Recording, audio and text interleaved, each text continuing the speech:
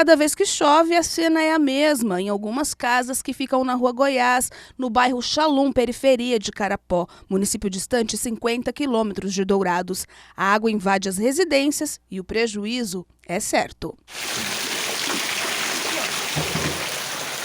Estas imagens são do último temporal que caiu na cidade na quarta-feira, dia 28. Conforme moradores do bairro, pelo menos 4 residências são frequentemente invadidas pelas águas. Quando o tempo começa a mudar, já se preparam para o pior. E a gente vem buscando socorro, porque a gente já não aguenta mais. Toda vez que chove, alaga nossas casas. A gente perde imóveis, perde mantimento, perde tudo que a gente compra. A gente já não aguenta mais essa situação. Diana ainda afirma que o poder público já foi procurado na tentativa de resolver a situação, mas que até agora nada foi feito.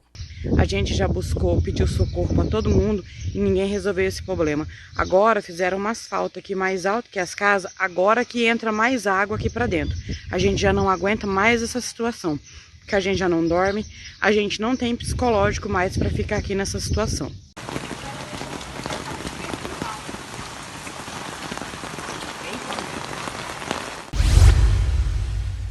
Não está acontecendo o rally de motos. É que tá difícil mesmo de passar na rua Firmino Cristaldo, que fica localizada no bairro Nova Lima. Após o início das obras de asfalto e drenagem, ficou desse jeito, há pelo menos 2 meses. Quase a rua inteira está nesta situação. Os moradores do bairro Nova Lima não sabem mais o que fazer. Agora há pouco eu estava conversando com eles, enquanto isso, estavam descarregando uma grande quantidade de terra, mas só fizeram isso para tentar mesmo amenizar um pouco. Essa moradora tentou por diversas vezes sair com o carro. Tava difícil para sair daí agora? Muito difícil, dificílimo. Toda esburacada, aí o pessoal vai lá, arruma, a chuva vem, leva tudo embora. Aí eles vai lá, tenta de novo, mas daí vai, fica o buraco do mesmo jeito, não resolve nada. A indignação não é só dela.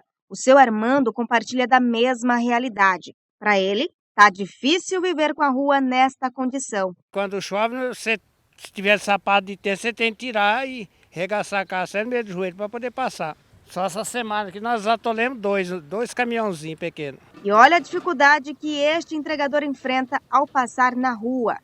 Aqui mesmo, ó, eles abriram esses buracos aqui, tem mais de 40 dias, agora que eles fecharam com essa chuva. E olha a situação que está aqui. Ficou pior ainda a situação da rua. Se para eles não tá fácil, imagina para quem depende do movimento para poder lucrar, como é o caso do Ender e da Maria. O horticultor já perdeu 70% do movimento. Minha mercadoria está perdendo, que meus clientes se afastou do meu comércio. Tá? Eu sinto um descaso pelo poder público, não tenho o mínimo de respeito e dignidade com a gente que é trabalhador. Sabe? Eles só vêm aqui na hora de pedir o voto, aí aparece todo mundo com a maior cara lavada, sabe? Mas quanto a isso, fora do tempo, não tem o menor respeito com o contribuinte. A Maria é dona de um restaurante e já não sabe quantos deixou de atender porque não arriscam passar na rua. Tá difícil para a gente trabalhar, tanto para mim como o moço da horta, né? Aí não vem carro mesmo, não vem ninguém, porque tá barra, como que vai vir? Não confia, né?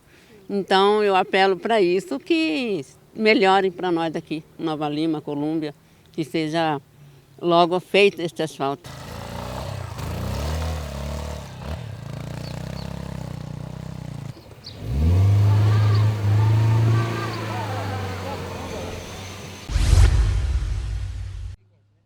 A terceira etapa da Operação Mosquito Zero chega ao final com mais de 2.700 imóveis inspecionados, 1.851 depósitos eliminados e 194 focos encontrados e eliminados. Durante as etapas realizadas pela Prefeitura Municipal de Campo Grande, os agentes de endemias visitaram as regiões do Aianduizinho, Segredo e Bandeira. Da própria Prefeitura de Campo Grande, envolvendo não só a CESAL, a Secretaria Municipal, mas várias outras secretarias, como a CISEP, por exemplo, a SAS, onde a gente faz a busca ativa e a gente concentra um número grande de agentes de endemia em algumas regiões da capital. Eu pude ter o privilégio de acompanhar ali na região do Bandeira, né, dentro do Complexo das Moreninhas, onde a gente faz a busca ativa também dos focos do mosquito.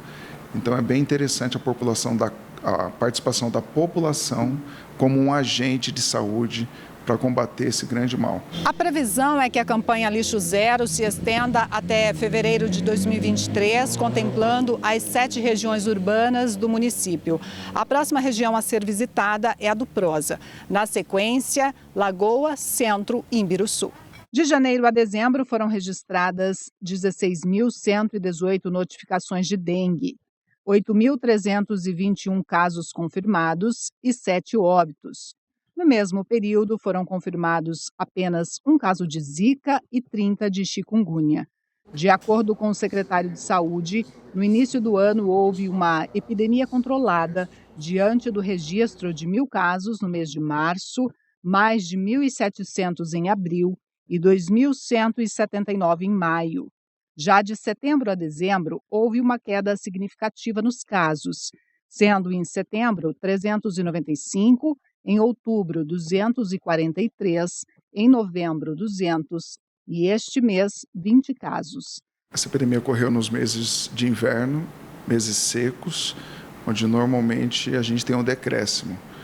Ela foi controlada não só por ação dos nossos profissionais, mas também pela introdução em Campo Grande, que é pioneira junto com Petrolina e Belo Horizonte, de uma bactéria introduzida num mosquito chamado Wolbach.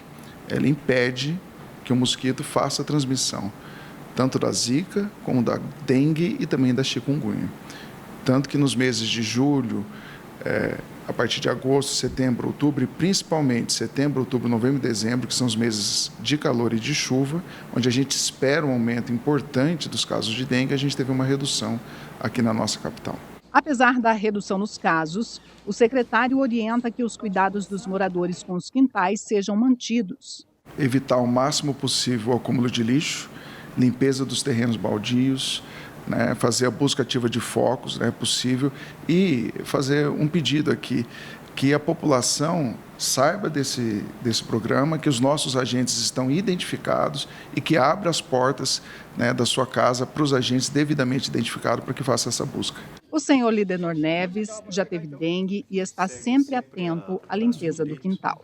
Eu procuro nunca deixar a água parada de maneira nenhuma, para não ter o problema de proliferar o mosquito, né?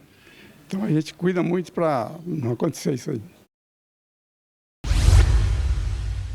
Se emocionar durante o casamento da filha é uma coisa, mas desmaiar de emoção é bem diferente.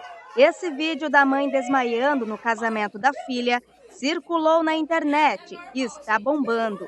O que para muitos foi um susto, para a noiva foi super normal. Já é acostumado, né? Então a gente cresceu com a minha mãe com essas crises dos desmaios dela. Eu já havia avisado a cerimonialista que ela e a minha prima poderia se emocionar e a minha mãe ela poderia vir se emocionar e vir a ter os desmaios. Só que como a gente passou o dia da noiva juntos, né, porque a gente ficou desde cedo juntas, então ela ficou muito bem, alegre, se divertindo. A gente tinha até esquecido essa possibilidade, né? Então a gente já não esperava, porque no momento que eu fiz a surpresa, era o momento que todo mundo ia entrar já para a cerimônia. A gente já estava todo mundo arrumadinho, né, para poder entrar. E aí eu decidi de última hora, vamos fazer uma surpresa. Chamei a cerimonialista, falei, chama todo mundo que eu quero mostrar meu vestido antes de entrar. E aí chamou todo mundo, ela organizou e ela falou assim, olha, na hora que eu abrir as cortinas, vocês fazem um agito de felicidade, né? E foi quando ela preparou todo mundo e abriu as cortinas, então não deu nem tempo da minha mãe poder fazer o que queria, porque foi uma surpresa, não iria mostrar antes, né? E veio esse desmaio, mas a gente já havia avisado que poderia sim ter esse desmaio, porque tem um histórico, né? Foi apenas em 4 meses que a gente decidiu realizar esse sonho e foi uma correria, mas deu tudo certo no final. E olha que os desmaios aconteceram bem antes da Thaís nascer. Desde menina, assim, mocinha, eu tenho esses desmaios, assim, por ficar nervosa, assim, essas coisas eu desmaio. Mas, assim, ficaram com mais frequência depois do meu casamento, né? No casamento? O tempo todo. Eu desmaiei meses antes, no dia do casamento, o tempo todo. Eu fiquei mais deitada, mais, assim, encerrada dentro do meu quarto lá. não ficava junto com o pessoal, porque eu não podia ficar nervosa nem nada, e então a minha sogra não deixava eu ficar lá junto com o pessoal. Eu desmaiei na ida para a igreja, desmaiei na hora que desci do carro. A Denise relembra a emoção que foi quando a filha casou. É que há 9 anos, a Thaís perdeu o noivo em um acidente. Quando eu vi minha filha ali, era o mesmo que Nossa Senhora ter olhado para mim e falado assim para mim, eu te escutei, filha, tá aqui o seu presente, sabe? Então, assim, ver ela foi realização, foi superação. A Denise não tinha um episódio de desmaio já fazia um tempo. Apesar disso, ela tem uma vida saudável. Só não pode passar por fortes emoções. Ela foi a primeira que casou, mas tem uma que tá noiva e tem um que tá solteiro. Aí eu vou falar pro pessoal que nem tem, senta que lá vem a história, porque eu não sei se... Porque só de imaginar minha outra filha de noiva e o meu filho vestido de noiva, eu vi meu filho de terno, eu já fiquei mole. Agora você imagina minha outra filha de noiva. Dados da Associação Nacional dos Farmacêuticos Magistrais, como são chamadas as farmácias de manipulação, mostram que houve um aumento de 6,1% no número de vagas para o setor em 2021 com relação ao ano anterior.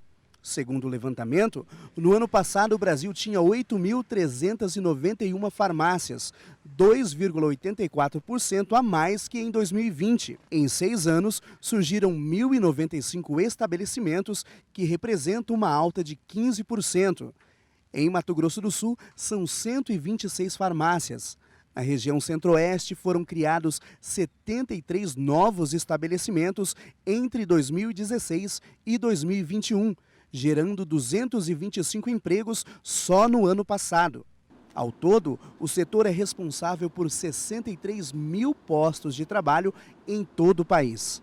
Em 2016, a farmácia de manipulação teve um aumento muito grande, né, de número de farmácias, e agora em 2021 aumentou ainda mais, né? Somos mais de 8 mil farmácias no Brasil todo, né?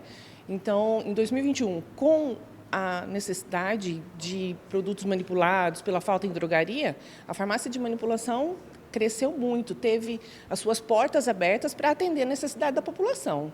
Esta proprietária de farmácia de manipulação explica que alguns pontos são determinantes para este crescimento. Ela consegue adequar o tratamento para o paciente, tanto voltado para a questão da dosagem, quanto para a forma farmacêutica. Ela personaliza aquilo que o paciente precisa. Hoje em dia não é só aquele tratamento da determinada doença. As pessoas procuram melhor qualidade de vida, né? Procuram longevidade. Em 2021, o setor faturou 9,58 bilhões de reais, o que corresponde a 0,06% do PIB nacional, ou seja, R$1 para cada R$ 1.656,50 de toda a riqueza produzida no ano passado veio do setor de farmácias de manipulação. Com toda essa demanda, surgem as oportunidades. Naquele período tivemos que contratar mais pessoas, também fizemos horas extras para poder atender o paciente o mais rápido possível, né? Então, a gente se virou nos 30 e fez a produção correr. Ana Paula é atendente, está na empresa há 3 meses e fala sobre como é atuar na área. Trabalhar aqui no balcão é uma forma mais humanizada de você atender o cliente da melhor forma, e na manipulação, pelo tratamento ser personalizado, já começa desde o atendimento. Então, todo o atendimento, logo quando o cliente entra na farmácia, ele é totalmente diferenciado, né? A gente já tem uma abordagem com ele personalizada. Ela destaca a importância da qualificação para quem quer aproveitar o crescimento do setor. Você ter um curso técnico de atendente de farmácia é muito interessante, porque você já consegue sair na frente com o seu currículo, né? E você também consegue estar a par das situações, dos assuntos. Às vezes o cliente chega com um termo que às vezes você acaba não conhecendo, Fazendo, você pode ter acesso a isso. E, claro, com os farmacêuticos disponíveis aqui dentro da farmácia, a gente tira todas as dúvidas, mas ter o curso de atendimento ao cliente, de atendente de farmácia também é muito interessante para você sair à frente de outras pessoas e ter um diferencial para você, né? Nesta época do ano, começa a procura por material escolar. Tem aqueles pais que preferem fazer uma pesquisa antes de comprar os itens da lista. Nós fazemos essa pesquisa bem nessa época do final do ano, porque nós avaliamos que é uma época mais tranquila, talvez os preços não estão ainda tão altos, né? Então a gente tem a possibilidade de fazer essa pesquisa em várias lojas antes de escolher a definitiva mesmo, para fazer a compra, né? Já esta mãe sabe onde encontrar os itens que procura. Envia a lista pelo WhatsApp e só vem para conferir e retirar. Mudou bastante por causa que ano passado eu paguei muito caro, né? Eu achei que eu paguei muito caro e eram as mesmas coisas. E foi 200 e pouquinho, eu não me lembro agora. E esse deu 175 no máximo. Então teve essa diferença bastante para mim que eu fiquei bem surpresa. Nesta papelaria, o movimento aumentou em torno de 30%. E a expectativa é que em janeiro a movimentação seja ainda maior. Já deu uma boa aumentada, tem bastante praia que se programa e vem antes, né? Para dar uma evitada naquela época de movimento de janeiro. Então já começou, já tem bastante gente fazendo lista. A gente atende pelo WhatsApp, a gente tem uma equipe ali que só atende isso aí para tentar facilitar e trazer comodidade para as pessoas. Quem às vezes não tem um tempo e tal, o pessoal então faz orçamento, separa de acordo com o que os pais pedem, vem, confere e leva. O Procon realizou uma pesquisa para verificar o preço dos principais itens da lista escolar. O levantamento foi realizado de 1º a 8 de dezembro em 10 estabelecimentos. A maior variação de preço ficou por conta do apontador simples, que de 24 centavos pode ser encontrado por até R$ 2,50. Já a menor variação foi a da tinta guache, de 500 ml, que variou de R$ 9,99 a R$ 10,50. A lista completa está disponível no site do Procon. Mais uma vez, a gente detectou que desde 2020, quando começou e explodiu a pandemia, os preços infelizmente se elevaram.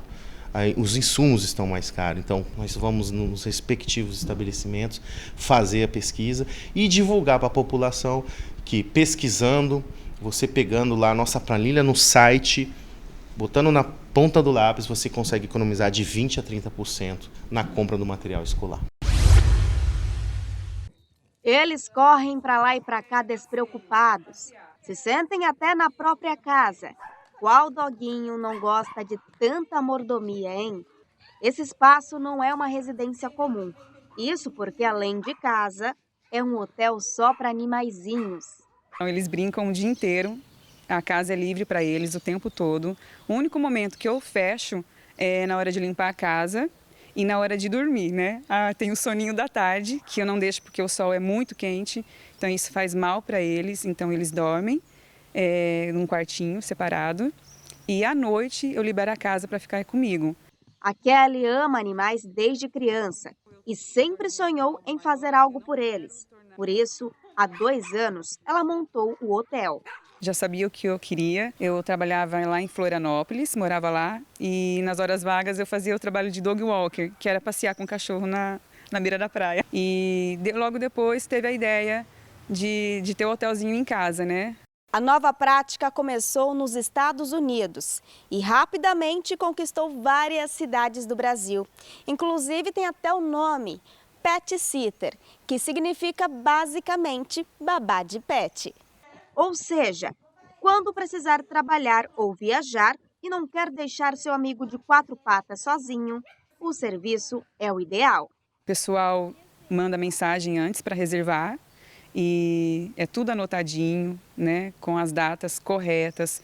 É importante dizer isso, que tem que me passar as datas exatas, porque eu sempre estou recebendo cachorros diferentes e tem uns que eles não se adaptam aos outros animais, então precisa me dizer se é castrado ou não, se convive com outros animais. Então tem tudo essa questão de segurança para os bichinhos.